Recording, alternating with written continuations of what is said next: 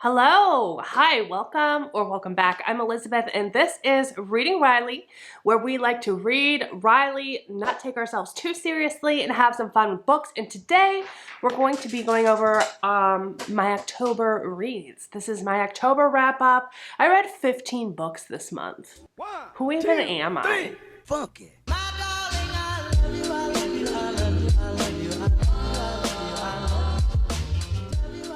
I'm not gonna lie, I'm feeling a little bit under the weather.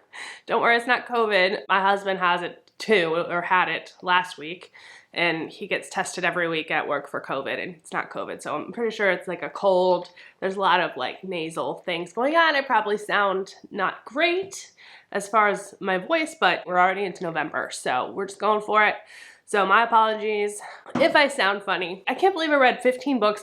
Granted, a lot of those were really short books for Camp Weekend Ween. If you want a more in-depth review of that, you can check out my other videos that I mentioned those. As always, if you do like this kind of content, I really do appreciate it if you like and subscribe. It helps me out so much and I appreciate you guys so much. With that being said, let's go ahead and get into the books. The first one I'm going to talk about is A Caller's Game by J.D. Barker. I really enjoyed this one. It was, I would call it an action thriller. We're following this woman, Jordan, who is a kind of controversial talk show host, and another point of view from this police officer named Khaw, who is kind of like a cinnamon bun, lovable character, heart of gold type guy. If you grew up in the 90s like I did and you fell in love with Keanu Reeves and Sandra Bullock in the movie Speed, then you're probably gonna like this book. It definitely gave me Speed vibes. It's compared to Die Hard meets talk radio. So Jordan is a talk radio host. She is sassy. She speaks her mind. She has a lot of unpopular opinions. She gets a live call from this man named Bernie, who basically is threatening to burn down New York City if she doesn't do exactly what he says. And so it's very much like a hostage type situation. There's a lot of character growth that happens throughout this, and it's definitely a very fast-paced action thriller. So also there's an author's note at the end of it from J.D. Barker, who goes over about how he was writing this through the pandemic, how it related to him personally, and he also talks about how the opinions of his characters aren't necessarily his opinion, which unfortunately is a good idea to do these days. Like, I don't feel like you should have to do that, but the fact that he did do that, I give him respect for that, because he just wants to let the characters be what they're going to be without feeling like he has to have the judgment of people because of people that assume that the character's opinions are his opinions. So that's like a touchy subject these days anyway. So I fully respected that. I was between 3.5 and 4 stars, but on reflection, I think I am going to give this 4 stars because I really did like it. The next book I read this month was The Good Daughter by Karin Slaughter. I love Karin Slaughter. What did I give this? I gave this 5 stars. I give this 5 stars. Karin Slaughter is amazing. I feel like her books are written for a very specific type of reader. I wanted to say a very specific type of woman, but that is not true because men enjoy her as well. But like, I am that reader. That is me. That is me that this is written for. It's written for me. Her characters, I just can't say enough about her character work. This book also, much like Pretty Girls, follows 2 sisters and their relationship. It's got a dual timeline. You have 28 years ago and 28 years later. We're following the small town of Pikeville, where 28 years ago this tragedy happened. And the sisters are Charlie and Sam. Their dad is like this big town lawyer, not big town because they're in a small town, but he's the lawyer that takes on the cases that nobody else wants. He defends the bad guys in some situations, and because of that, he has kind of a bad reputation around town, and some people don't really like him very much for it. And today the sisters are separated. Their relationship is not good, but Charlie still lives at home. She works very closely with her father, and there is a school shooting.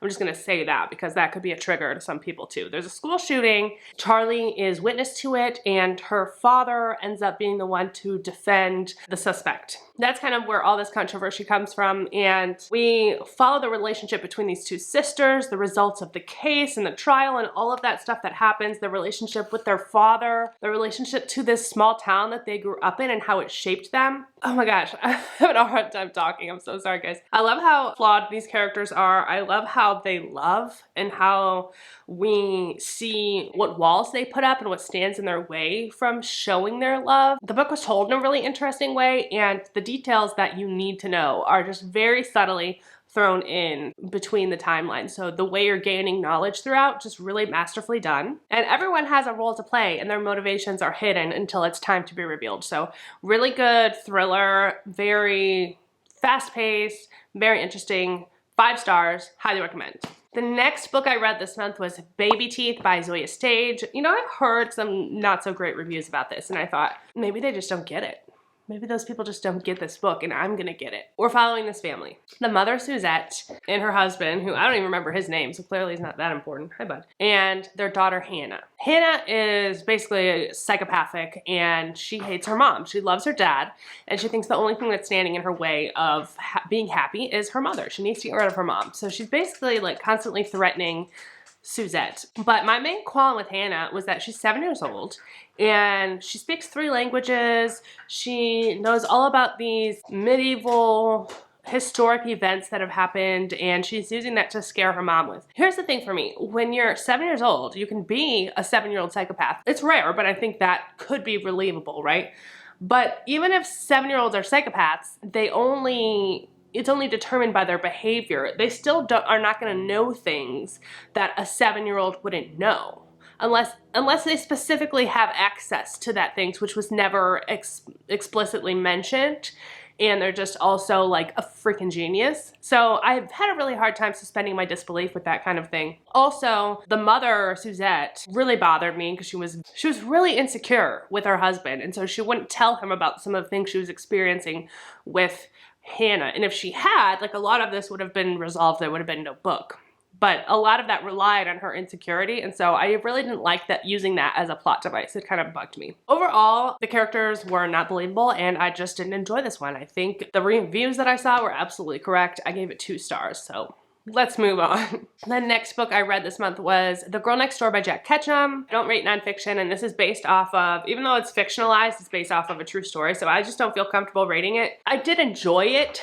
If you could say you enjoyed something like this, this book is absolutely depraved. This is the definition of depravity, to the extent that if you didn't know this was based on a true story, you would look at the author and make assumptions. You would make assumptions. You would say like, this came from your mind, like, you're fucked up. Maybe you should just be in jail, even though you haven't done anything. Maybe you should just, like, we should protect the rest of the people and, like, not have you allowed in public type of thing. Even though, obviously, I would never suggest doing that because human rights, all of that stuff. But, like, you might think those things. You know what I'm saying? You know, I don't think any author would be willing to admit that something like this came out of their mind. The story's written from the neighbor boy. There's perspective of the neighbor boy, David. Basically, we're following him this one summer in, I think it's supposed to be in the 50s or 60s. He has this group of boys that he hangs out with. The neighbor boys end up getting these 2 young girls that come stay with them, which are distant relatives and whose parents tragically died in a car accident. They have nowhere to go, so they stay with their distant family, which is the neighbor to this boy, David. And over the course of the summer, the girls are abused in the most fucked up ways that you can think of by the mother of those neighborhood boys, and also the boys themselves. Like, she manipulates the boys. It kind of takes that childhood, like, before you know right and wrong, and you're kind of on the edge, on the precipice of developing, like, that part of your brain, and she encourages the darkness within them, and then not only that, but, like, pushes them past that. It's just really messed up. It's just torture for no reason at all. It's just really messed up. Like, I don't know what else to say about it. I think this is officially the most fucked up thing I've ever read. And I also watched the movie adaptation, which was just as fucked up and left me feeling kind of depressed. Do not read this if you're in, like, a fragile state of mind. I will say that. But it's a good book. If you're looking for fuckery, then read this shit. Okay, the next 3 books that I read for a video that I did where I read book suggestions from Ashley at Ashley's Little Library. So I will link that up here if you want to check out my full thoughts on that. I'm going to try to go through these pretty quickly. I first read the 7.5 Deaths of Evelyn Hardcastle, and I liked it. It's not like a new favorite, but I did enjoy it. There were certain aspects of this that I thought were really cool. It's a murder mystery with a fantastical element to it where this man wakes up every day in a different person's body and has to solve the mystery of who killed Evelyn Hardcastle. And each person gives him different information, and the way that it's set up, I think, is pretty cool because the people whose body he's in, their talents and their drawbacks also all affect him in different ways, and so he has to kind of work around that based on the person who he is that day. You do have to kind of suspend your disbelief a little bit, but overall it was a fun mystery. I would not call this like a thriller by any means, because the pacing's kind of a little bit slower. It is a little longer than it needs to be, but the atmosphere and the environment that I stayed in for that time, I enjoyed. I think I gave it 3.5. 3 or 3.5. The next one I read was The Cabin at the End of the World by Paul Tremblay. This one I enjoyed. Yeah, I ended up giving this 4 stars. It was a creepy read and got me thinking about a lot of things that I didn't necessarily want to think about, but that was definitely, you know, it gets your brain going, it gets your brain working. And we're following this family of these 2 fathers and this young girl named Gwen. They are at this cabin in New England just on vacation, and this group of people show up, knock on their door, and tell them that the end of the world is coming, and if they don't, they have a decision to make, and if they don't make that decision, the world will end. It's a isolated setting book, and it is a hostage kind of story. We get to know the backstory of all these characters. There's only 7 characters in the entire book. It's the family and then 4 people that are holding them hostage. And you have to, there's a lot of things you have to think about the world, about why people believe certain things and what motivates them to do these things. And it's hard because if someone thinks they're doing the right thing, does that make it okay? I don't necessarily think so, but that's the question you have to ask yourself. This does have an interesting ending. Some people love, some people hate. I did not mind it. But yeah, this was 4 stars. I would recommend it. The next one I read, my favorite book of the month, I would say, yeah, absolutely, is Migrations by Charlotte McConaghy, I think is how you say it. This is a library copy, so it's got that shiny thing on it, so you can't really tell what it looks like, but I'll just pop it up here. And absolutely loved this book. Please go watch my reaction to it. I don't know that I've been so affected by a book in such a long time. This isn't what I would typically read. It's not something I was necessarily interested in at all, but Ashley suggested it, and so I said, fine, I'll read it. She's, you know, it's about climate change, it's about this and that, and I was like, that doesn't sound good. I'm not interested, just not interested. And I read it and I was so affected, and I fell so deeply in love by the beauty of this book. And this is art. It is like masterfully, beautifully done art, and more people need to read this book. They just do. I'm not going to go into a full description of it. Please go watch that video if you haven't seen it, my taste test of Ashley's little library, because it's just so affecting. It's so gorgeous and sad and lovely and perfect and wonderful, and it just makes you feel all the things. If you want to have, you know, faith in life and beauty and art, read this book. That's all I'm going to say about it. The next book I read was The Patient by Jasper DeWitt. This was part of Beth's All Booked book club for this month. So we read that. That was a quick, short one. I gave it 3 stars. It was okay. I didn't love it. I didn't hate it. You know, it does definitely have some spooky vibes. It has some moments in there where it, you know, got to me a little bit. This is compared to The Silent Patient a lot. It's set in a mental hospital, and we're following this psychiatrist who is determined to help this man who is in his 40s, has been there since he was 6 years old, and he came in complaining of night terrors and things like that, bad dreams, and has never left. No one's been able to help him in his entire life, and everyone who has tried to help him has either ended up killing themselves or just losing their sanity. And so our protagonist is determined that he's going to be the one to help this guy.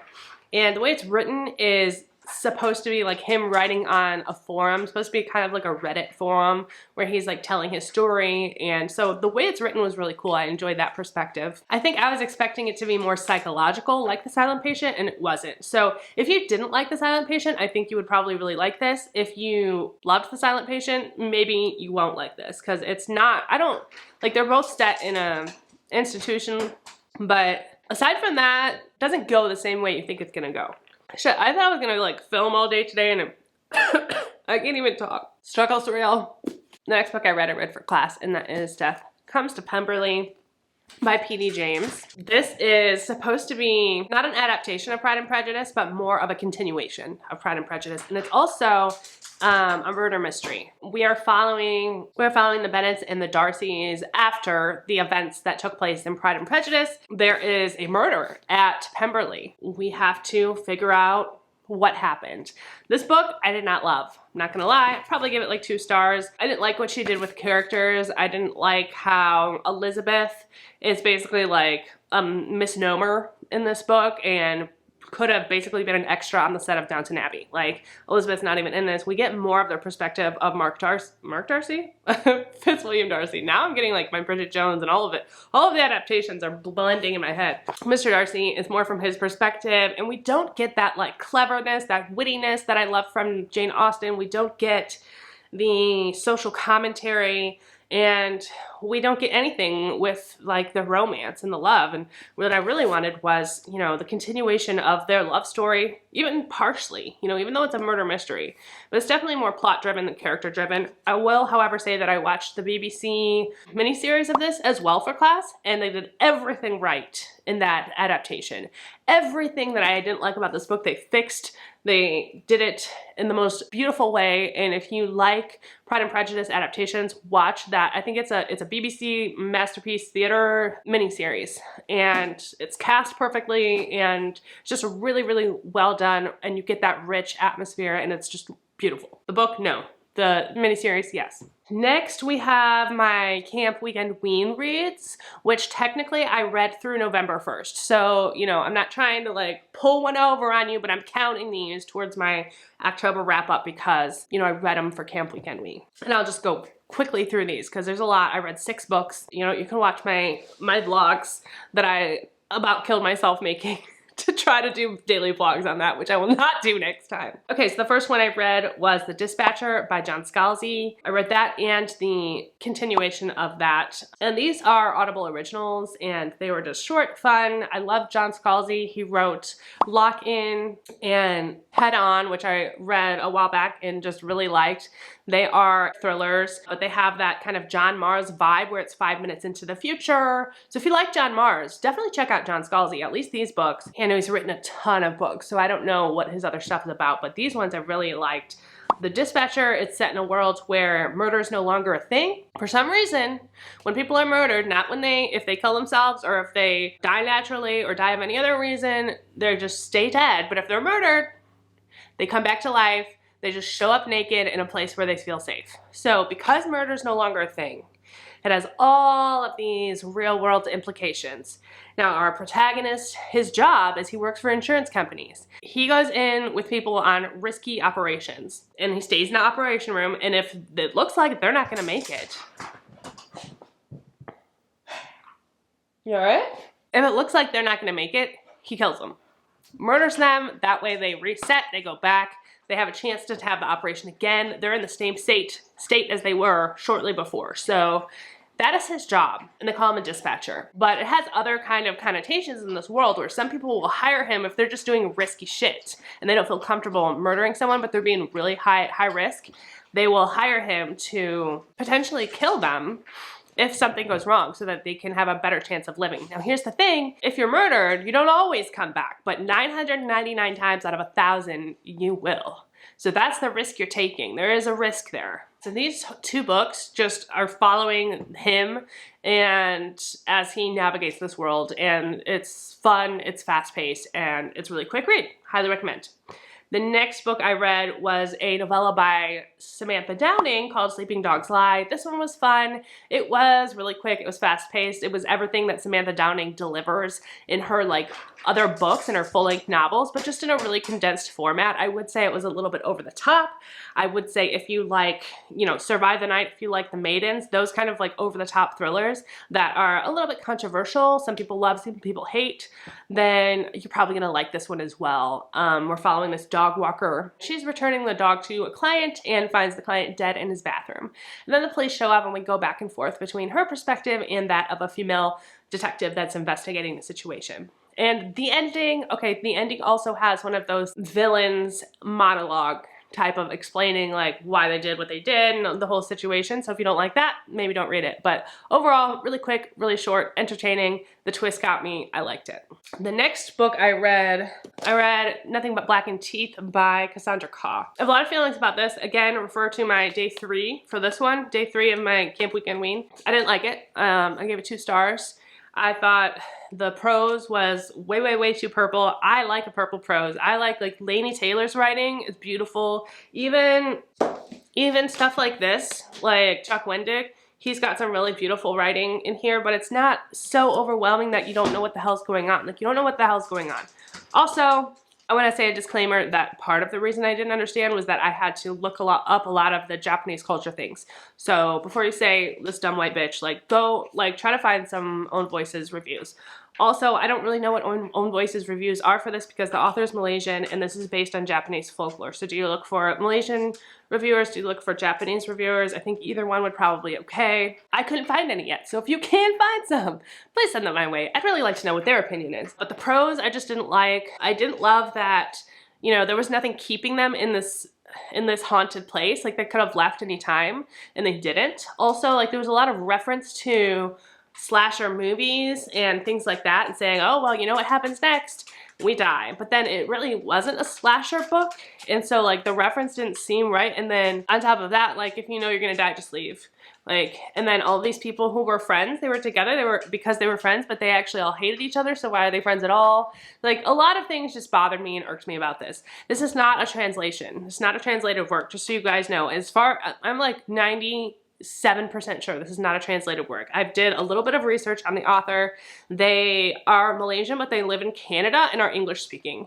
For people who think like, oh, maybe you don't like the prose because it's translated, it's not translated. And honestly, I don't know how you would translate this because the prose is so out there. It would not make any sense, I don't think. There were some lines in here that I really liked. I'm not gonna lie. Like, there were some lines in here that I thought were really well done. Quick similes, like her lipstick game, sharp as a paper cut. Like, that really gives you a defined image. I like that. Legs like stilts, a smile like a Christmas miracle, and when she laughed, low like a note in a cello's long throat, it was as if she had been the one to teach the world the sound. Like, that's beautiful. But like, when it's just constantly every line, it's really hard to get into a story when you're trying to decode and decipher what she's actually saying with other words.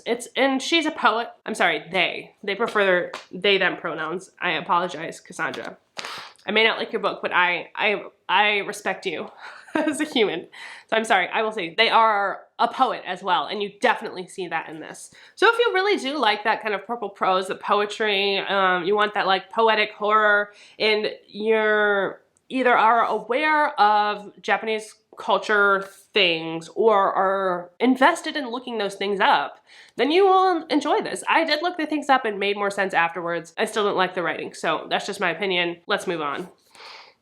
Ooh, and the last book, oh, I should have done this one first, but the last book I read actually was that one, but this one was a horror novella that I picked up just randomly, never heard anyone talk about it, and really ended up enjoying. It's called The Last Case at a Baggage Auction, and I was attracted to it because it's set in Detroit in the 1960s, and I love kind of 1950s, 1960s era things anyway, and I'm from Detroit, so I have like already this love for that. But anyway, we're following this guy Charlie and his friend Joey. Charlie is telling the story, so it's like a book within a book. Charlie's telling the story of back in the day in Detroit when all of this happened, and about his friend Joey. Basically, they used to go to these auctions where they sold off luggage that was found in hotels. Kind of like Storage Wars, where you go bid on the abandoned storage thing, and you basically have to risk whether what's in that luggage is worth what you paid for it. They get this suitcase. It's got this gramophone in it.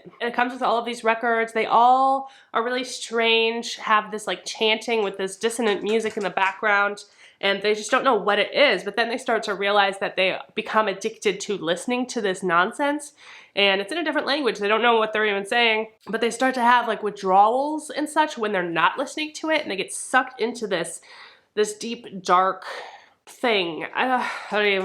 The gramophone is cursed by a historic figure, who I will not mention who it is because I think it kind of gives it away. It's basically stealing their soul. And so, yeah, it's creepy and it was well told. I felt like it was the perfect length and the perfect pacing. Kind of starts off a little bit slower and then gradually builds the pacing till you get to this climax that is just ridiculous and wild and out there and strange and eerie and haunting. So I recommend this if you want a quick short novella or a novella to check out.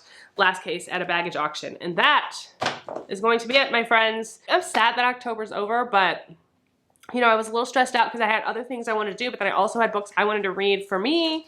So there's a lot of pressure for October. So I guess it's Christmas time now. Like, I don't know. Got a lot of books that I'm excited about. I did mention the Book of Accidents, which I didn't finish yet. I'm still halfway through. I put it on hold for Camp Weekend Wayne. I will get to that next month. I'm just over halfway through with it. But honestly, like, I'm a little bit stilted in my reading with this right now. I am enjoying it, and I think the writing's beautiful, but I just had a little bit of a lull in my interest level right now. But I will get back to that, and I'll finish it by the end of November. Hopefully, I'll be feeling a little better in the next few days, be able to bust out this content. I appreciate you guys so much. I hope you're all doing wonderfully. Don't forget that life is short, so read Riley. Cheers, and goodbye.